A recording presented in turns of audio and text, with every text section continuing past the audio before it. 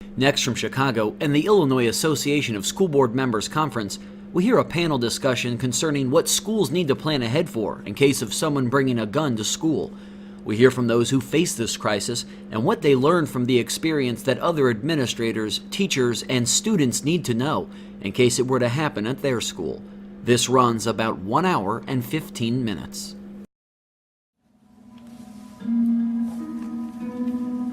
It was just a normal Friday, came to school, got here early. The weather, you can kind of tell it was going to get a little bad here. It was my 12th day of teaching here. At the beginning of the day, it was all just like any other day. There was roughly about 30 kids in the classroom that morning. Nothing really stood out too much, it was just normal classroom. Kids did some group projects. They got up, talked to their peers, worked together, and then with about 5 minutes left, they had a little reflection to do, and then handed in, and then they were done for the day. And that's when he proceeded to grab his book bag, grab my bar stool, go in front of the class by the door, and then that's when it all happened. Then I heard a click, and when I looked up, he was loading the gun. At first, it was more shock. I didn't know if it was a real gun or if it was an airsoft gun. When he first pulled the gun out, it seemed like he had rehearsed what he was going to say, which kind of made it more unreal. Once I saw the bullet, then I realized this is the real deal. And he just told everybody to sit down, be quiet. He's the teacher now, this is his classroom. I wasn't sure what to think. I just was scared. I told him, hey, we're here to listen, you have our attention. Mr. Schoenauer talked to the student. And I said, well, we all like you in here, we're all your friends. Put the gun down, please, we're all here to help you. Try to reason with him a little bit and just kind of maybe calm him down a little bit more. That day, we had a football game after school. As a tradition, we all had to wear our jerseys. I started thinking about school shootings and how they always targeted the athletes. That got me really scared. There was some screaming in the hallway, and so I happened to be in my office at the time and came out to observe the kids kind of running all over the place, and someone shouted, "We had a gun in the building." A third grade teacher came into the gym and told us that he had heard that there was a shooting at Normal Community High School. My son was in the classroom with Mr. Schoenauer that day. There was a young lady crying by the door.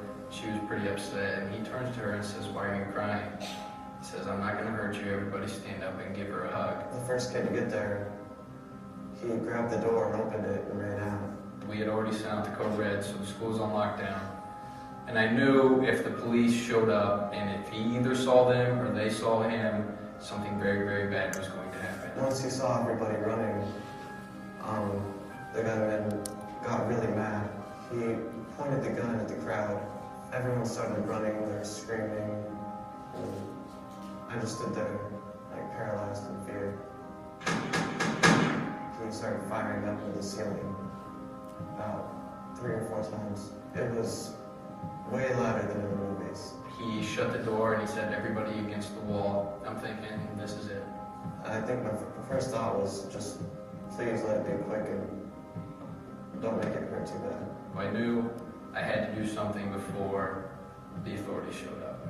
He then set the gun down on the desk, separated himself from it, and took a few steps towards the chalkboard. Then I saw Mr. Schoenauer jump over, and they just fought for the gun. I had my opportunity, and I just took it.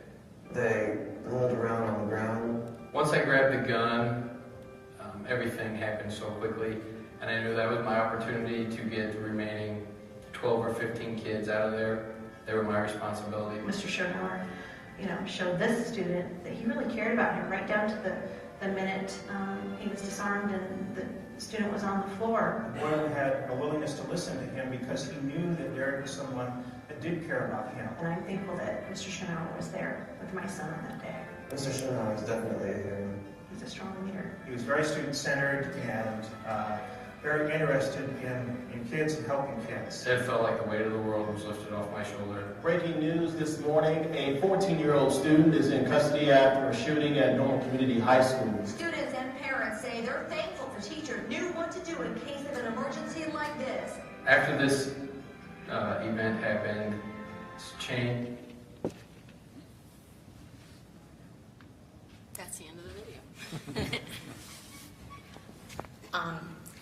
Derek's going to start talking to you now. One thing that's not mentioned in the video that I think is really important, Derek had been a teacher for 12 days at Normal Community High School. Dave had been a principal for 12 days at Normal Community High School when this happened.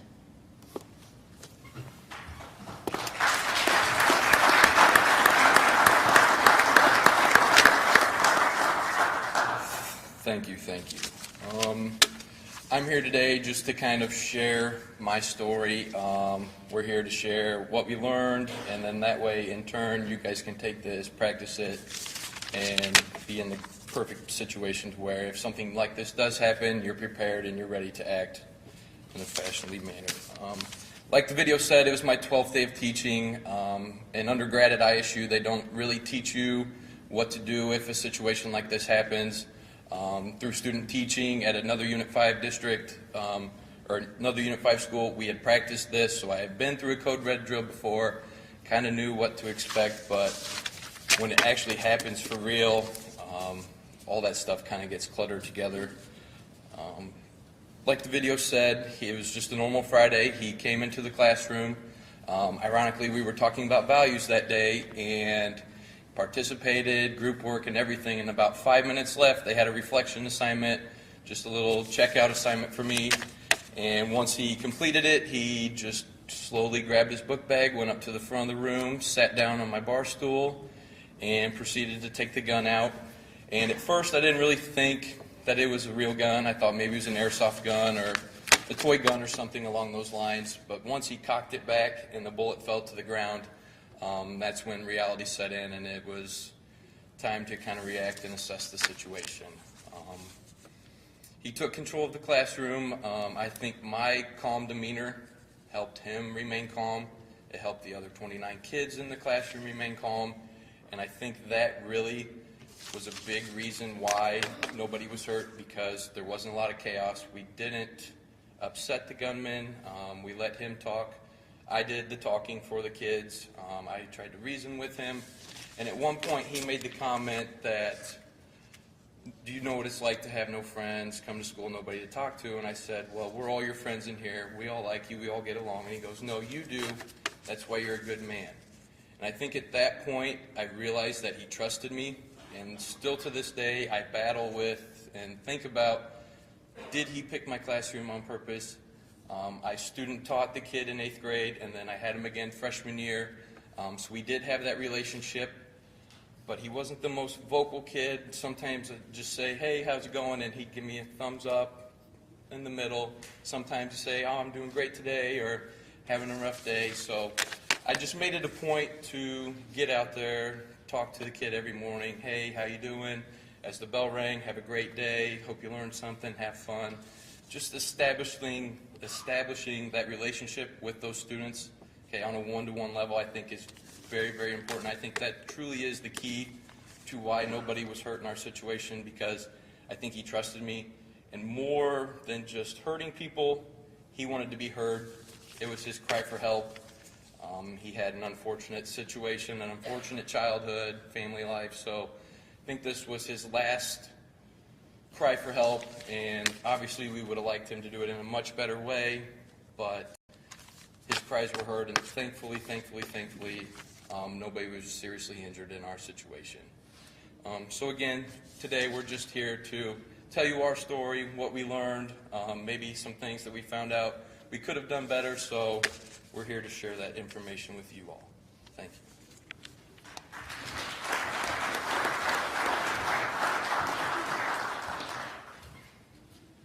As Dana mentioned, I'm Dave Bowman. I'm the building principal at Normal Community. I've been an administrator for a little while in our district, but that was my first year as a building principal. And in administrative school, they don't teach you much about this sort of thing either. We were, again, very fortunate. As you heard Derek mention a number of times, he's talked about relationships.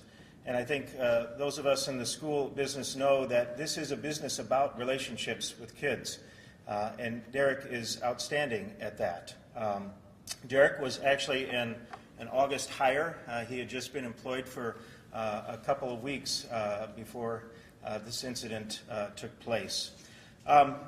To be truthful with you, we had practiced our Code Red procedures. We had actually gone to the extent of moving our kids from our building to the evacuation site, which is Eastview Christian Church, about a quarter of a mile away from our high school. And we had done this fairly consistently, but the group or groups that did not have any of that practice at that point were our freshman kids, because we had not yet done the Code Red drill with them.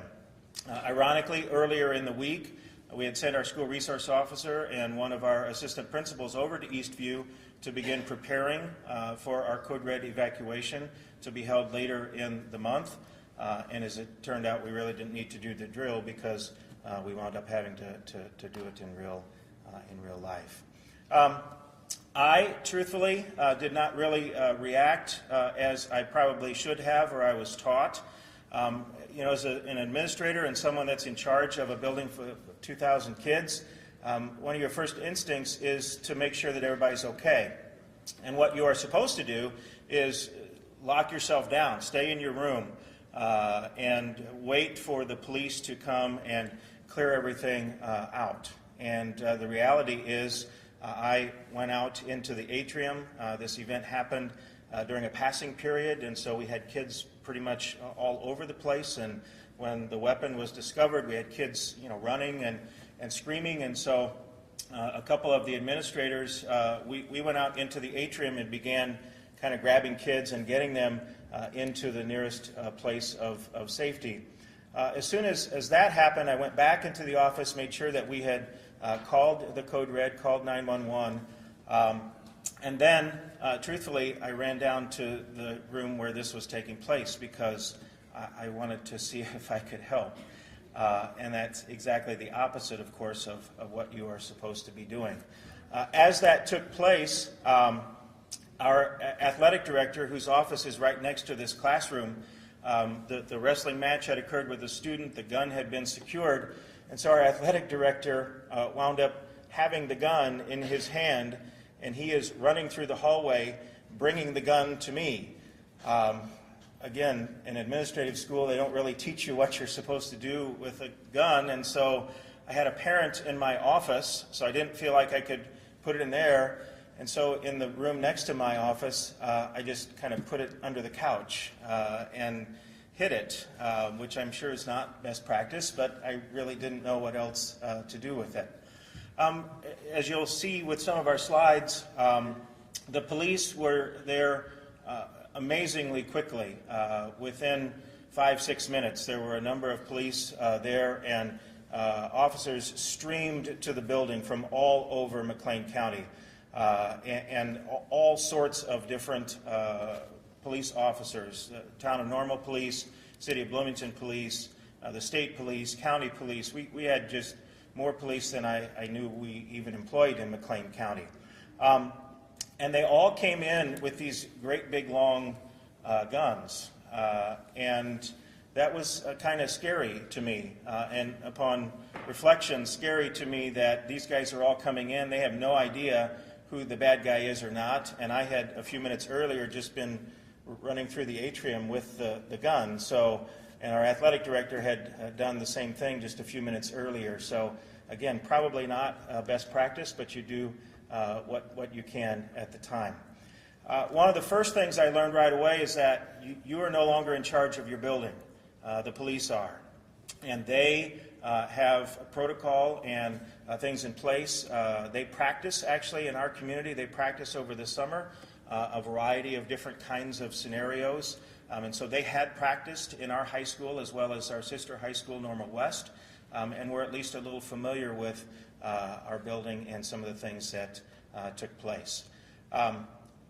Once the incident took place, they had arrested the student that was involved and taken him off site, but it still took quite a long time to evacuate and clear the building because, of course, you don't really know whether there's anybody else that's involved, what else is going on, and so they have to take every precaution. And so in every single room in our building, a number of policemen came in with their long rifles and cleared the classroom out one by one. And the students and the teachers are not allowed to take anything with them to the evacuation site. And so we really needed to do a better job. One of the lessons we learned is we've got to have some materials over at our evacuation site because there really wasn't an opportunity for the kids to have those kinds of things over at Eastview.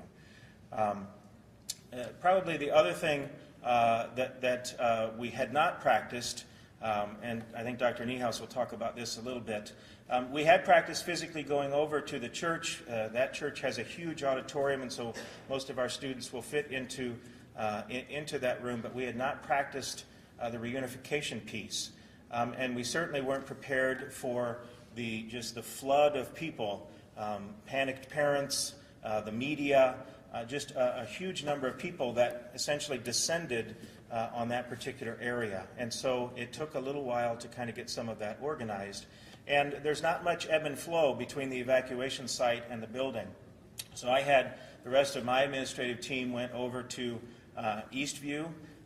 We had one assistant principal that helped with the police side of things in the building, and then I stayed as kind of the building liaison inside Normal Community High School.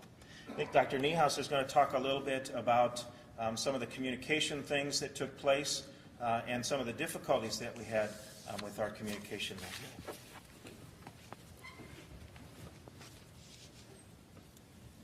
A couple things I wanted to go back to that David and Derek have talked about. Also inside the classroom, and Derek and I talked about this morning, inside the classroom, since they were changing periods from first to second, there was a girl that came into the classroom, and she came in the classroom and she said hi to the person that had the gun. He responded back, hi. She came in and was acting kind of silly. She came in and sat down, and she turned to Derek. She says, do you mind if I eat the rest of this? And she was eating a sandwich or something. And so part of the reason why when you go to lockdown, you stay in lockdown, but the other part of it was when Derek finally got everybody secured in the classroom, he realized that we didn't know for sure that it was 1 or 2 or 10. And so we didn't know for sure at that time, and so we reacted as if it was 1, but we were looking for if there were others. And so this girl became an instant suspect. And it took us a long time. In fact, it took about 3 days past the event and interviews with her and her parents to be able to clear her from that. So part of this situation that you go through is a lot of times we're not sure whether we're going through one shooter or we're looking at a shooter and more. So this was something that, again, Derek picked up on and walked through. The other thing I think that we talked about in this, when they take over the building, we thought we understood from the town of Normal and the city of Bloomington that we were going to be able to have buses come pick our kids up and take them over to Eastview. We thought that we were going to be able to take our class list with us out of the classroom. They just said, no buses, you can't do it. Well, it happened to be, Derek, I think when we started the video, he described it as a day, it was raining, it was pouring raining when we walked across from Normal Community to the church. So it wasn't a day where it'd be easy and it's sunshiny and it was nice. This was a day we were walking across the field in a pretty good, wasn't a downpour, but it was enough to get everybody wet by the time they got to Eastview. The other part was that we thought getting the buses in, we would be able to get that accomplished. But more importantly, we weren't able to take our, whatever color you call your folders, ours happened to be, I believe, green or blue, and we weren't able to take those with us. And so when we got everybody over to Eastview, we didn't have a master list of our students. And so we immediately had to have some help to be able to get that help back over to get a laptop over and then get the class lists and the master lists printed out so we could use them. So as David said, make sure you have a set of those in the next place so that that can happen and that can work. The other thing David didn't say is that when Andy Turner walked out with a gun and was going towards the office, and again, I know the building, you don't know the building, but it tees. And so when he got to the T, he turned right to go to the atrium that you're talking about. What Andy didn't see and didn't know was right directly behind him were 4 officers with their rifles aimed. And if Andy would have turned or stopped or had any moment that he would have looked as if he was going to act or react, they'd have shot him right on the site. And so Andy didn't know that they were even behind him. He didn't know that up until we talked about that, as that's something you don't do. We don't think about the factor that they're sweeping the building, and when they sweep the building, they're in there to take out whatever the threat is. And they don't know what the threat is when they're coming in. So for David or for Andy to have the gun in hand and to be walking around the building made them actually a suspect or a possible threat. And so when you put those two things together and you begin to look at that, you have to look at it very differently. The other part is that nobody explained to the kids what happens when you're locked out of a room. What happens if you don't have a room to go to? What happens if you're in the bathroom?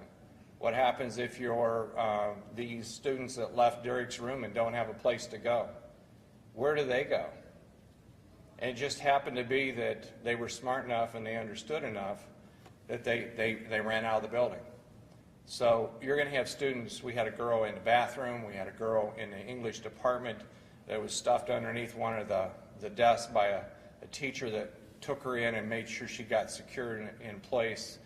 The kids in the bathroom didn't know what to do or react, so they ended up staying in there. Across from Derek's room was a huge office that's down more in our athletic office area.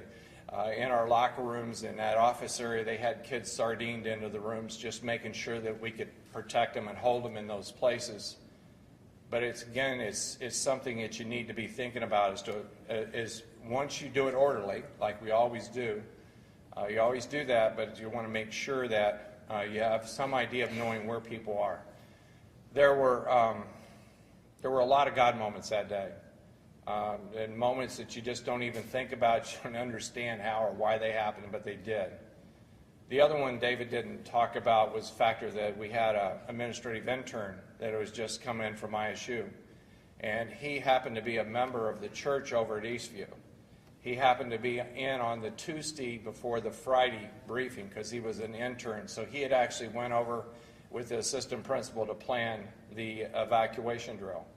It happened to be that he saw kids coming outside the building and not knowing where to go. So again, in an act of we shouldn't be doing that kind of stuff, he actually climbed out his window in normal community to go and get those kids and make sure they knew that they were supposed to go over to Eastview. It was interesting that he was the person that had the connection to Eastview. He was in a Bible study with the pastor, and so he had the pastor's cell phone number.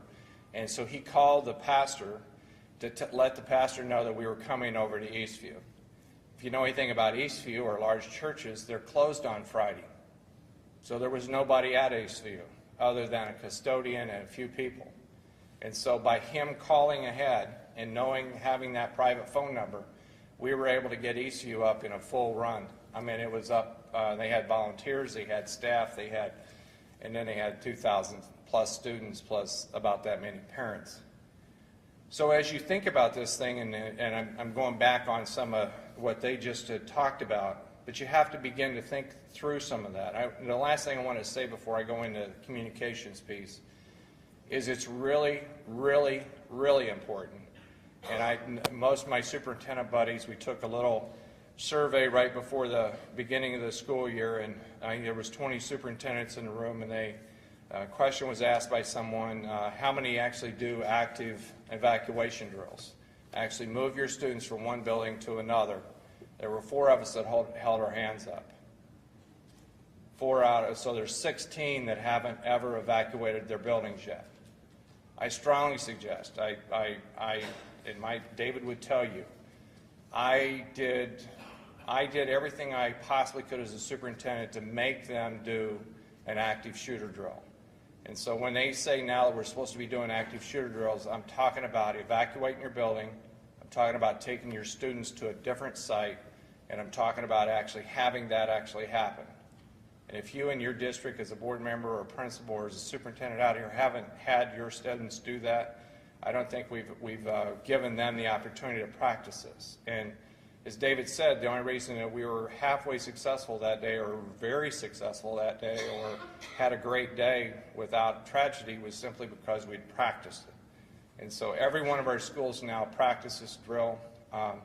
We also had different aspects of this with regard to where we go for evacuation drills.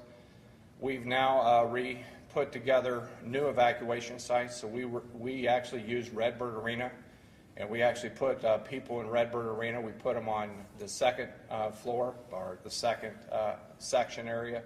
Parents can then come on the bottom section. So Norman Community West, for instance, was going over to Parkside. Parkside was going over to Norman Community West. We realized after the event that the evacuation sites at another school are just not going to work. There's just going to be way too many people there, and there's going to be way too much congestion. Having a separate evacuation site is a recommendation I would give to you. On the south side of town, we use Doubletree Hotel, and we use the Doubletree because, again, they have a conference setting available to us. It's a big area. It also has a separate site to be able to pick the parents to pick students up with. The other side of this is the last thing is I don't think our students, even though I'm not sure how I would have done it differently, I don't think our students and our faculty understood or had that feeling of what it would be like to have 4 armed officers come into your room to clear the room. I meant they had their assault rifles pointed at the knees or at a victim's or a person's knees. They walked into every room. They went through every classroom just that way. I don't know that our students were prepared for that. I think it scared them. I think it was a little bit, but it's exactly what they do, and that's how they do it. And so there's other superintendents in the state and principals that don't believe in using their students in the actual drills. I think you're making a mistake by not using the students in the drills. They're the ones that actually do make the difference and make things happen. So I would definitely make sure that you use your students in there as well. The other thing about where, and I don't think anybody's explained this yet, we actually set ourselves up in 3 different ways. One, I've just been talking about reunification. So reunification was over at Eastview Church. The Eastview Church, David did say it did accommodate everyone. It has great access to be able to get in and get out. The one thing about that, though, is that we didn't have our reunification process completely in place. And so we started trying to sort out 2,000 students kind of one by one, a little bit by a little bit. And we needed to get our parents and our students to be able to identify. A parent had to have an ID to be able to pick their child up. And we also had to check them off the master list. And we began to do that one by one. And we realized after we'd been there a long time that that wasn't going to go very quickly. And I think our parents in reunification were very, very okay. They were calm. They were understanding. They understood what was going on. And I think that really made a big difference in how we got that done. But we started doing groups of 25. And when we got to 25, we started moving through the list a little bit quicker. But we actually, in Eastview, we actually had 2 different areas. We had the auditorium, and then we had the parents that were waiting for their students inside the gymnasium. And so if you can imagine parents standing in line waiting to pick up their students.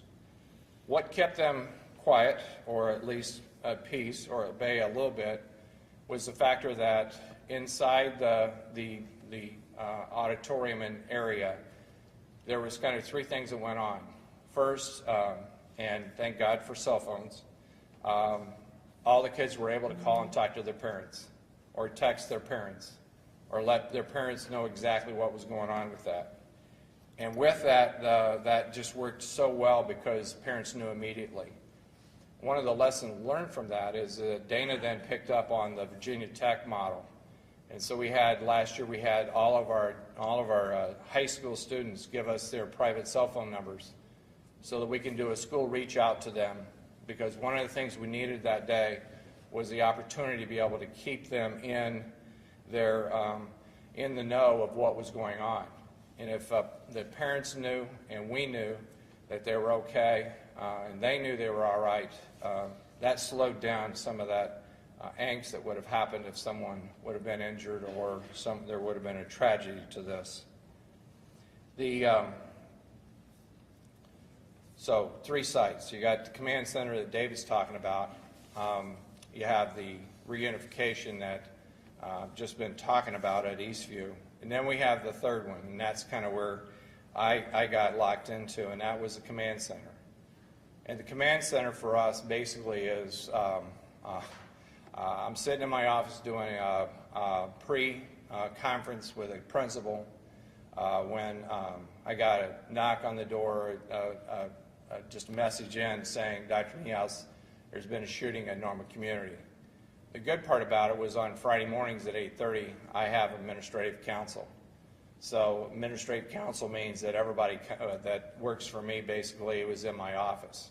So just another one of those God moments that we happened to have everybody there that I needed right at that time to be able to start the process. And so I sent Joe and Nate out to high school.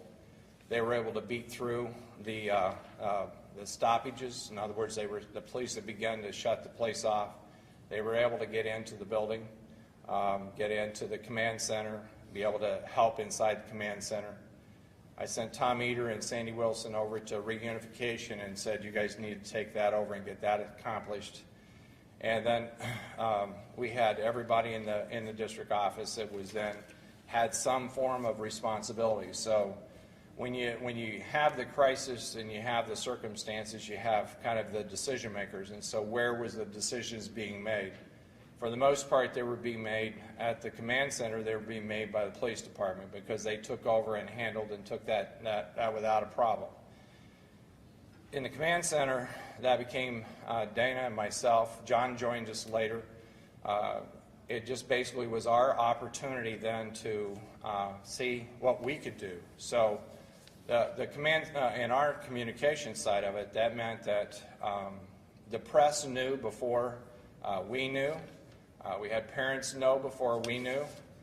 We had Facebook and Twitter, and we had and email and phone calls and texting all going on. So for the most part, Dana and I's job all day long was to try to keep the flow of information to the parents at a timely point that we could continue to communicate with them so they knew kind of what was going on or what was happening. Dana and I have been commended. Dana in particular has been commended because all three of the messages I sent through School Reach that day, all three messages said there has been no one hurt. There's no one hurt. That was the first words out of my mouth in all three messages. And by having no one hurt, that kind of put in place then this whole idea then to listen to the rest of the message. So our first message was that we had a shooting, and that part of it went through. Second message was we began to talk to them about anything or any more information we had. Primarily what we were doing then in the second and third one was trying to get the parents to understand where we were going, what we were going to do next, and where we were going to move. There were several things about that began to happen because we weren't prepared. The other thing we weren't prepared for is Dana and I started getting all kinds of phone calls from the press. The press wanted to get to kids, wanted to get to parents, wanted to get to me, wanted to get to the idea that they started swarming. And so Sandy Wilson's calling back from Evergreen saying, hey, what do we do with all this press? They're in here talking. Rick Bleichner, the town of Normal police chief, was in with me, and we went to the press conference, and obviously we got everybody there. There wasn't anybody missing from the group. It's better when you have good, positive relations with your press, and Dana has established a great relationship with our press and has some control of them. We did have some issues, and so part of our debriefing process was to get back with the main players of the press and just simply say, you can't be running around doing stuff like this when we haven't really, and they kind of looked at Dana and said, well, we kind of do what we want to do when we're in this crisis mode. And so we recognized that we needed a place to have the media set at our reunification site. It would have been nice if we'd had them in one room and we could have communicated to them on a kind of a one-to-one basis, so we could have given them information directly without having to phone call a bunch of them or email a lot of them. And so we had that opportunity as well. The other part of this that is a part of the reunification and happened afterwards. So there's a couple things that people will always ask me. One, the first question they ask me is, would have you had school the next day if it wouldn't have been on Friday? And the answer to the question, if we didn't have any major issues as far as tragedy or injuries, the answer would have been yes, we would have had school the next day. The other question that's asked of me was, so what did you do for the faculty and the students? David had a great idea, and we put it together to have a faculty meeting after we dismissed the students. And so we went into the senior lounge, and basically John and I went over with David. David conducted most of that meeting, but we just said thank you for all your help and all the things that happened today. It was a tough day, a long day. If anybody needs assistance or help, counseling or otherwise, make sure that you give us a call this weekend. We don't want anybody having issues or problems. I think it was well received by the faculty and staff. And then Dana and I, we argued with the police chief forever, but we argued and argued and argued with him. I wanted the building back at 2:30. And I said, Dana, you negotiate, but get in with items, and I want the building back at 2:30. And so we argued for a long time over that. But we finally got the building back because we wanted the kids to be able to go home. And the thing that you don't, and not everybody here is probably processing this, and I didn't process it, but if you take the students out without their backpacks and without any of their stuff, they don't have their keys to their car, they don't have access to maybe a cell phone or whatever else they had that they normally keep with them. And so what happened out of this was simply that we had to get them back so we get all the cars cleared and we could have a weekend. And so once we got the students back over to the school, we got them released. We opened the building up that evening from, I don't know, seemed like it was 4:30 or to about 6:30. But we allowed the parents and the kids to go back in the building, and we allowed them to walk with their parents. We had a lot of faculty and staff that volunteered to stay, and when they volunteered to stay, they stayed and gave hugs to kids and greeted parents and made them feel warm and wonderful back in the school to know that that building was safe again. And I think that was one of the biggest things we did in that day. First, the faculty meeting was very important. Secondly, I think the other was that we allowed the students to come back in and to feel comfortable. Thank God we did have a full weekend. That allowed a lot of processing to go on. Several of the churches stepped up and had services or opportunities for kids to come in and talk about it. They had churches and parents organized a prayer chain around the school over the weekend. So there was some healing that went along with that. And I would say the last thing is, we've talked a lot about Derek and all that, but Derek actually, as I understand it, Derek still teaches in the same classroom. We did some things different in the classroom and put up some motivational stuff and that type of thing. But Derek also had a meeting with his students back on Monday. And so on Monday, whenever everybody got back in, Derek took his students and processed through with them, what they'd gone through, what that was all about, how that worked.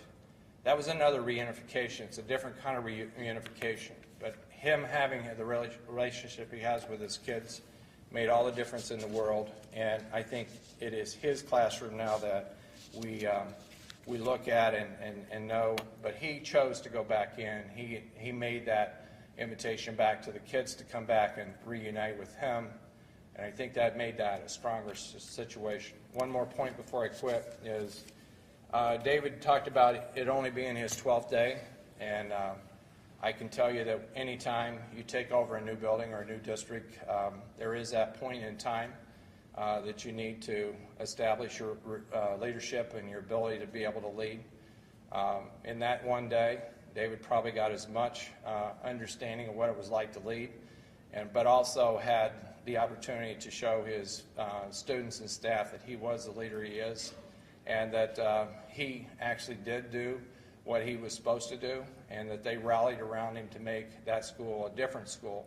And I've been in the building recently for a half day on a school walk through, and you can tell the difference in the climate, and it has a lot to do, not with this day, but also with the leadership of the faculty and staff at Normal Community. So I give them kudos for making that happen.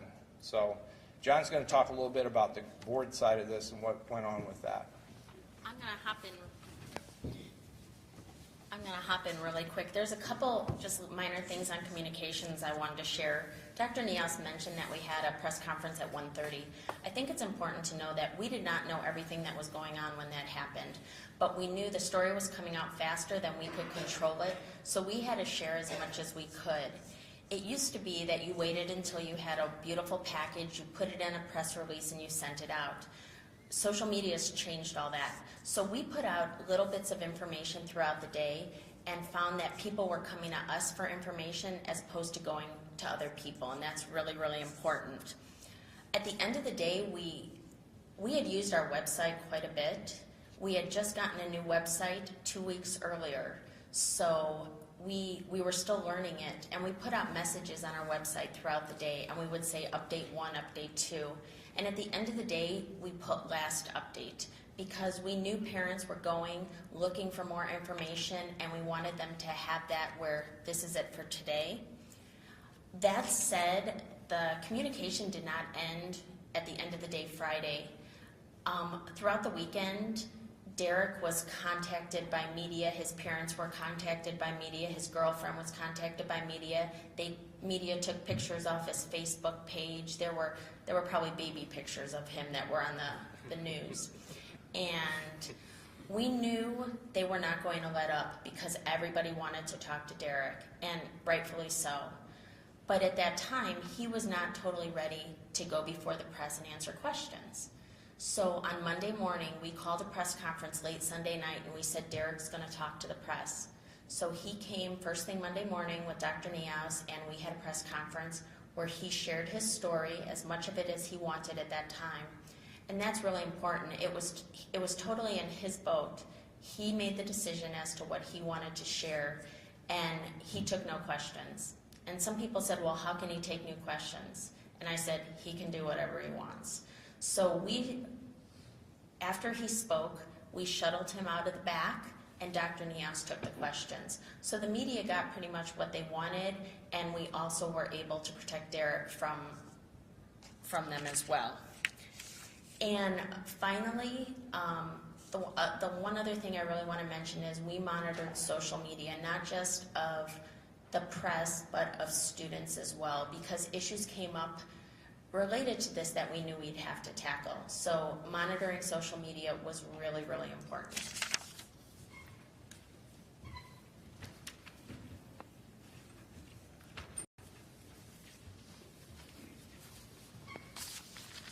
Hello.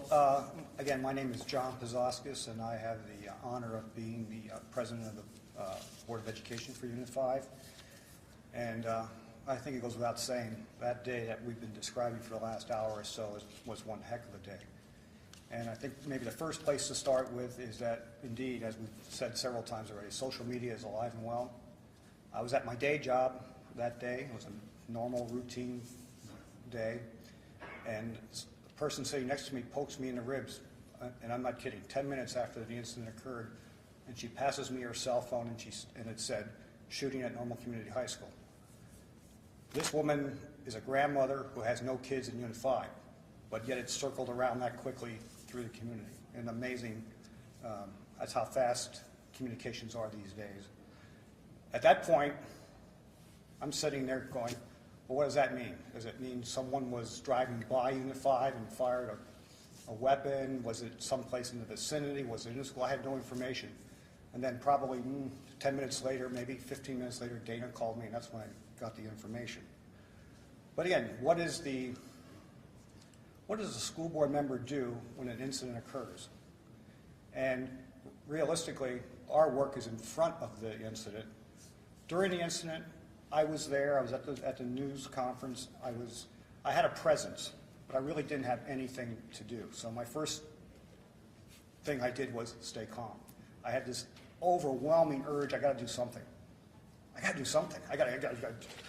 And so when I got to the office prior to the news conference, Dana says, "Go find me a charger for my phone." Cool. I go tearing off and found a charger for the phone. I mean, I just had to do something physical. But realistically, as a board member, at this point, it's a presence. Later in the day, as Dr. Niehaus said, that he and I went over to Normal Community High School about the time when we were allowed to bring the parents and the students back. And I don't know why I did what I did, but I did. I stood right at the front door. And as the parents and students came in with that look of relief and stress all kind of mixed together, just being there. I talked to some of the parents and students, but not a lot, but I was just there. And I think I served, as a school board member, our purpose well. But where do we really play as school board members? We really play well in advance of this. We, the school board, we have to insist that our administration and our district understands the risk of where we are today. No school is immune. No school is immune to this kind of incident. And you almost have to stand back and think of what incident are we talking about? It could be internal, right? It could be a student. It could be a faculty. It could be a janitor. It could be anyone internal to the school. And of course, the other side that we always think of first is external to the school. Some bad guys trying to invade the school in some form or another. So we as a school board need to insist that we not only have the drills, and I mean real drills, as Dr. Niehaus explained in depth, but that we also find the money to do things like put locks on the doors and lock the buildings down during the day, that we have cameras, that we have resource officers, that we go through this training, and we do all this not casually, but seriously. And if we do that, I think we as a board are doing what our responsibilities are. Once the incident occurs, you let the professionals handle it. That's their job. We, as board members at that point, the hope is that we have all the right stuff in place and we will minimize the potential for injury or worse. So those are my thoughts with respect to what does a school board member do during this kind of incident. So with that, I think I pass it back to Dana. Thank you.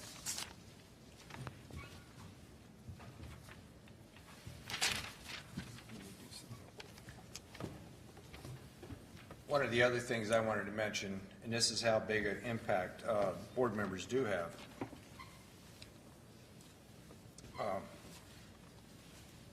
When we were up here in 2008, one of our board members, we all thought she was throwing a fit, so we allowed her to throw a fit. But the fit she was throwing was the factor that she would not allow us to put our 2008 referendum question on if it didn't have safety and security in it. And you look back at Wendy Molson's fit she was having up here, that was the best fit that we could have had in our district. In other words, a board member stood up and said, if it doesn't have safety and security in it, I'm not going to allow it to go to question. We actually rewrote our question, our referendum question, to be able to put that in. We were a district, much like my past districts I've worked in, that was basically wide open. We had everybody going in and out all those doors all day long. And we went to a full access system, and we went to more security cameras. We went into a lot more detail into making sure our buildings were more secure.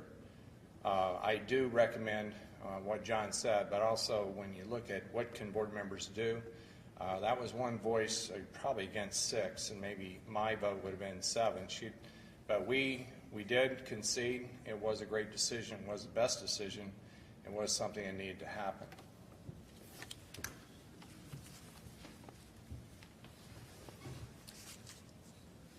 Our incident lasted 6 hours and 25 minutes from the time the student took out the gun until the time we got the school back.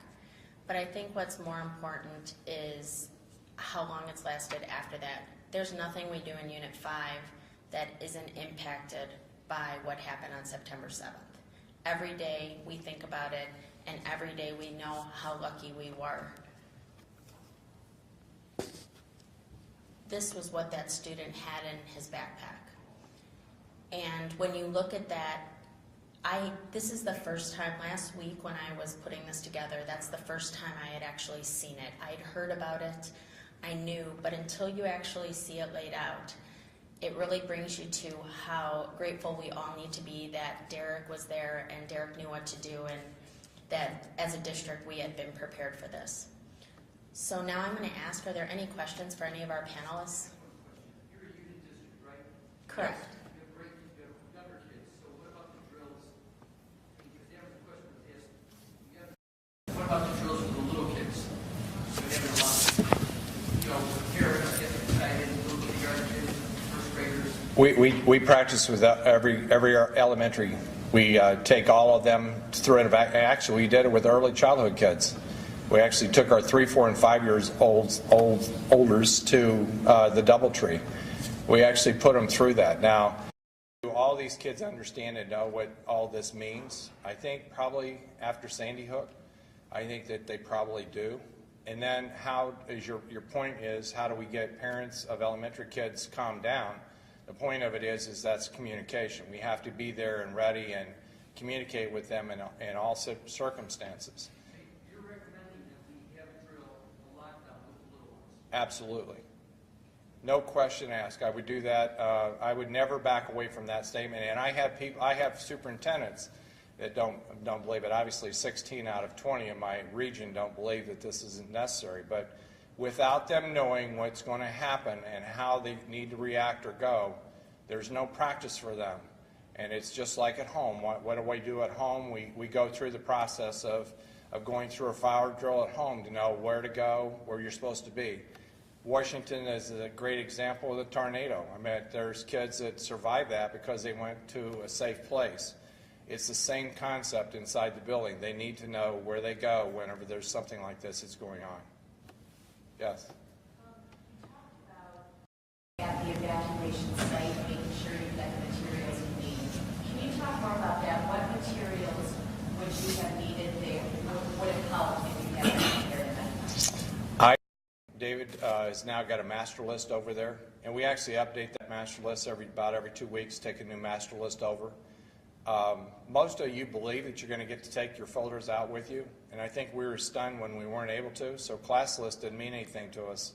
We actually have, in our reunification sites, we actually have a pretty solid, and schools are doing it differently, so I don't want to tell you that it's this way everywhere, and David may help me with this. But we have either, like, I'm going to use an example, we have all the freshmen sit here and the sophomores, juniors, and seniors. We also had them, there's other schools that are having them sit by their homerooms. Others are having them sit by other areas. But we have to have that site organized. And kids need to know that if they get away from their class, their individual class, or in bathrooms or in the hallways, that when they go to the unification site, they actually have a place that they belong. And knowing where that place is real important to the students as they get there. One other thing we did put together is we put together a crisis kit that we keep at the unit office now. It's got medical supplies, it's got an inhaler, it has 2 EpiPens. These are things that we could get with an ambulance or a nurse, would have in the school office. But as soon as a crisis happens, whoever heads to the reunification site first, they grab this bag. It's a big old orange bag. It's got Band-Aids. It's got gloves in case blood is there's blood, whatever it is. So we put together that bag, and that's now ready to go. And we even have some other things that you might not think about needing. We have some high-needs students, so we have diapers with it. I mean, just some things you might need that you wouldn't think of. We've sat down, talked to lots of people, put together a list, and it's all just waiting there to go, and hopefully we'll never need to use it. David also changed something in his reunification. He has the EDBD population at Norman Community. We now have a separate room for them because this is like a hyper scenario and situation that they don't handle really well. At West, we have a lot of wheelchairs, and so when we evacuated out to Normal Community West to Redbird, we actually took all the kids on wheelchair buses over and actually loaded and unloaded them into Redbird and back. And David, did that take a little less than 2 periods? Did they get that done in an hour and 20 minutes or so? Yes. Yeah. So it isn't totally disruptive to do one of these and get it done and to practice it out. Yes? I was curious why now some of the future would have to use them, and also can you share what happened with the disturbed student? Well, unfortunately, we had a pretty good fight in the auditorium. In fact, 2 students went after it pretty hard, so we actually had to break up a pretty good fight inside the Eastview, just simply because, again, it was too much for them. There's too much stimulus that went on with that. As far as the command center has control, so literally they wouldn't let our buses. We had buses coming towards Normal Community, but they were roadblocked off and wouldn't allow to be in there. In fact, we had them sitting down at Eastview. There was, I believe, 5 or 6 buses sitting down there waiting for it to be called through, but the command center would not allow them to come in. And that was one of those points in debriefing later that we asked, why won't you let it happen? That's what we're practicing, and your officers, our SRO officers, when they practice this, they actually allow them to come in then. So you need to understand, and that's something I didn't explain earlier. We have five major. We have McLean County, we have ISU, we have City of Bloomington, Town of Normal, and the county. So we have 5 different people. We had over 80 officers there within that first 10 to 15 minutes. Anybody and everybody that had a child there that was an officer showed up, and so having that many different officers in there, but having the command center, what happened is Illinois State Police took over the command center, and they've never been in one of our crisis drills. So one of the debriefing issues for us is we needed to get the Illinois State Police to come in and at least observe and go through a couple crisis drills with us. And some of you that are out in the rural parts of the state where I come from, the first people there are probably going to be the state police. The second people there might be the county, and then you might get Barney Fife, the local sheriff or town cop, to come out to help you. But for the most part, they need to be involved in your crisis drills so they know exactly what's going to happen. You can't share what happened with the person, the 14-year-old who... He went to court. He was put through juvenile court. He's in juvenile jail at this point in time. We'll be there until he's 21. We don't hear a lot of reports about him, but we went through the process of going through the court system. Our state's attorney did ask for him to be tried as an adult, and that was overturned by the courts, and he is now in a state facility getting the help actually he was asking for and needed. First, Derek, the way you managed the situation. Phenomenal. Thank you. You mentioned gathering the texts or the cell phone numbers of the students. Can you talk a little bit about logistically how you gather them and if you received any feedback or any challenges? That was a controlled nightmare. We actually did a paper form, and we asked our students to voluntarily fill out the form and ask for their cell phone numbers. Then we hired a sub to hand enter them into Skyward. That's our system we use. This year, we knew that was just a fix for last year. This year, on our registration form, we asked for student cell phone. So we use a phone automation system, SchoolReach. So if we want to pull students' cell, we can do that now. But last year, we decided we did not want to wait a year, so we just did it by hand. There were a few people who didn't want to give their cell phones, and that was fine. We notified parents before we collected them with a message saying we're going to be asking for this and why. And what's interesting is we had a few people say no, but once we sent out the first text message and they weren't getting it, we got, well, how do I add my child's number now? Go ahead, David. David's going to do something. I think the other thing you should know, we had a fairly strict cell phone policy actually the year before, and for some, again, unknown reason, kind of another God moment, over the summer we had decided to relax the way our kids use their cell phones in the building, and allow kids to have their phones out and listen to music or that sort of thing in passing periods and with teacher permission. So it was very helpful that we had actually done that right before this had taken place, because the kids had access to all their phones. They had their phones with them, and so that was a way that during the course of what had taken place, the kids could contact their parents. The downside of that is, with all the kids trying to use their phones, it made it nearly impossible for the people that needed to talk to each other to be able to talk to each other, because we couldn't. The network was full, which is why we got some better radios to be able to have some more direct contact. The other thing we did with that also is, again, superintendent directed, wasn't volunteered. We also have the same policy in our junior highs. Our junior high students are allowed to carry their cell phones with them now too. That was such a huge help to us that day. I can't tell you how much help that was. It really calmed down or slowed down some of the anxiety that would have come if we couldn't have used those that day. Parents being able to interchange phone call and or text with their students was a very, very comforting part of that day. So I would encourage that. I know there are a lot of districts that they fight about that. But I think it's more important, and I think they call it, what, the one bud? You can have the one bud rule, where you can basically, you keep one ear open and you can have one bud in to be able to listen and talk. David has said, actually, after our visit, my visit with him, I said, I noticed a lot of kids were using them, but for the most part, he said, they probably use them less now than they did when we had the rule in place, simply because it's now allowable and it's not that big a deal, and they don't disrupt one another with it, and teachers can.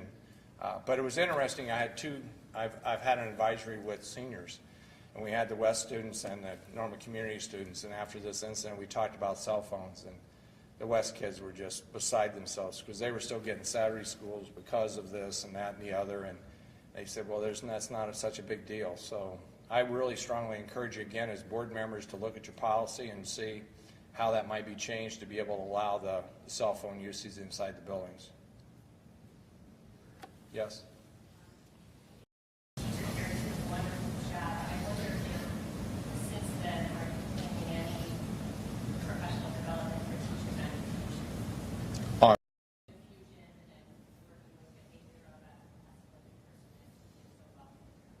I don't think it's that defined.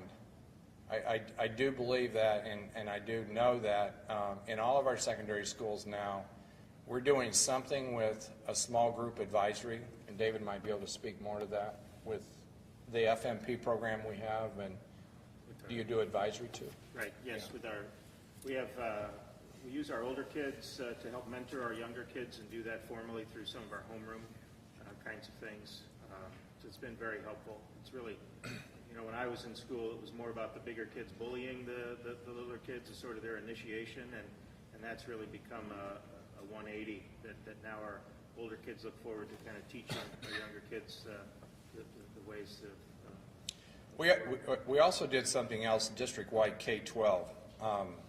PBIS has a screening tool, and we've actually had all of our students, our 13,500 students, actually screened through a PBIS profile, and that helps define some of the issues that you're talking about and what Derek's talked about. One, that relationship was there, but if we can identify students that are having issues or problems or emotional, social issues, it gives us an opportunity to provide through PBIS and through our system, be able to provide some counseling or help that they might need. Yes?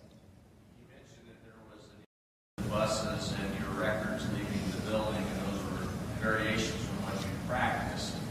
Were there any other changes, or was the bus situation unique to this, or would that be changed on the next situation? Or what other changes might have come about on what you actually practiced and had to place?